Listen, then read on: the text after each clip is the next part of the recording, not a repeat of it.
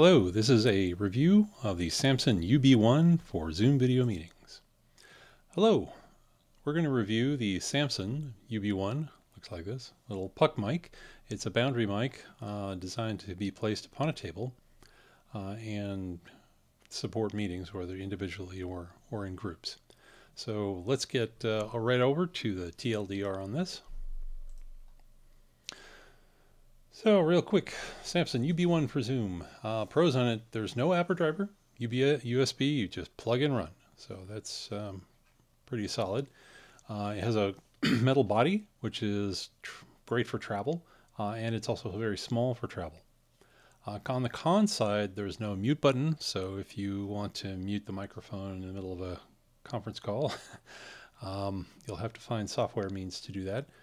It's got a lot of background noise. The volume is really low. Right now I'm recording this on a Deity VO7U, so not the Samson microphone, but the volume is pretty low, and there's no volume control. The self noise, if it's moving around, is persistent, well, not persistent, but prominent. And it's got legacy USB, so it has a old style mini USB on the side of it, and those cables are getting a little hard to locate if you should happen to lose the one that comes with the microphone.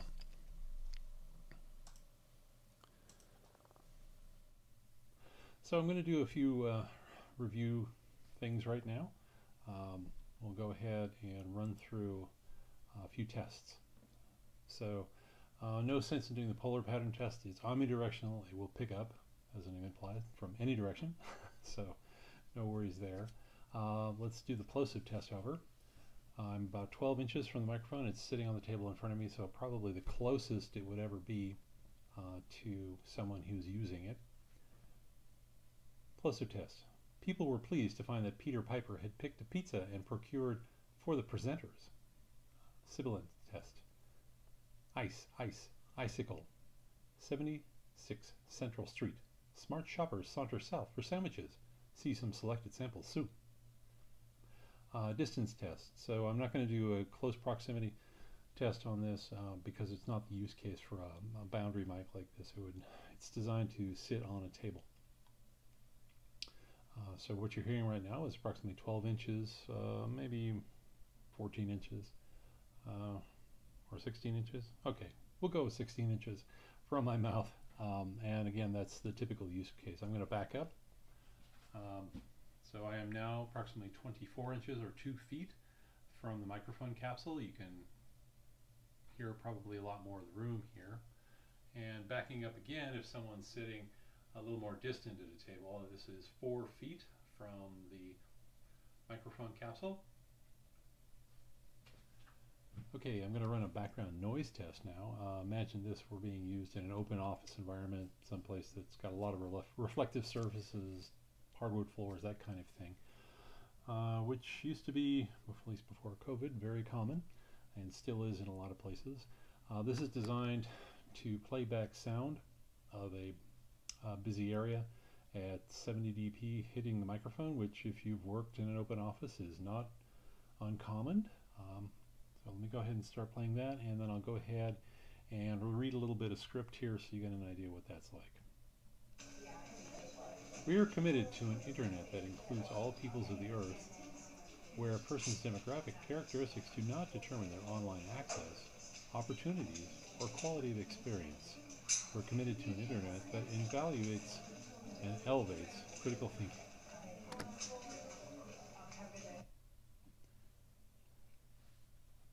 So now we're going to do a little clap test here. So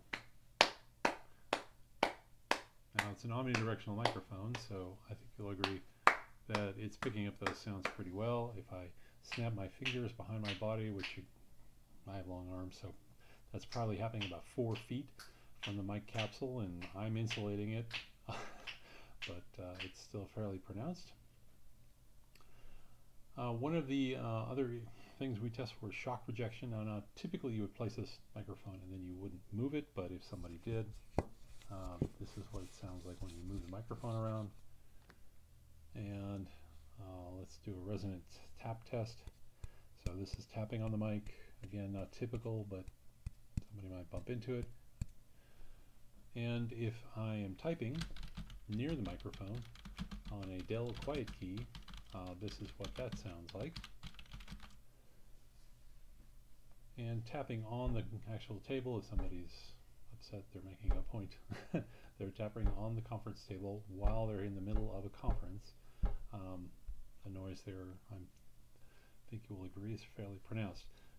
Now, one of the big problems of this particular puck mic is that it doesn't have a very high volume. So given that there's no way to increase the volume either through a physical means like a knob on the of some type on the microphone itself, or software, there's no app associated with this, makes it a little difficult to overcome the volume issue. So soft speakers, if someone lowers their voice a little bit, and especially if they happen to perhaps not be so close to the microphone, if they're a little farther away on the table and they're not speaking full volume, I think you'll agree it would be difficult to hear them across a Zoom call. All right, well, that's all we have today for the Samson UB1. Thank you so much for watching.